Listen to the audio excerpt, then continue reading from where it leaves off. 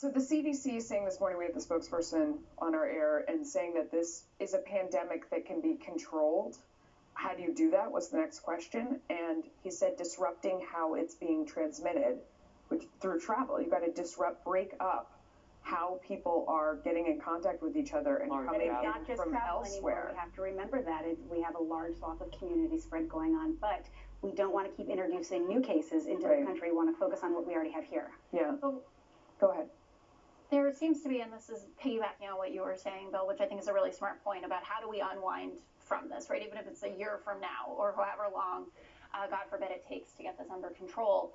There was no justification given last night in the Oval Office address for why the ban was focusing on those European countries, with the UK exception. I understand that they've Brexited at this point, but they do have. They've opened borders. Well, but they have more cases in the UK actually than some other European countries, according to the CDC. Yeah, no, I've got the stats here. They're in the top 10.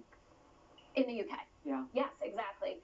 And in terms of the connection to the markets, I think it is important, and I know that I have been criticized before for politicizing or talking about the political angle of this, but the address last night, which was read off of a teleprompter, so pre-prepared remarks, contained 3 glaring errors that the White House had to walk back within minutes, including saying that we were banning cargo coming from Europe, that everyone was banned from traveling from Europe. So there were Americans, I don't know if people have seen the pictures at Charles de Gaulle, or Americans are showing up paying up to $20,000 to come home when in fact they weren't banned from that.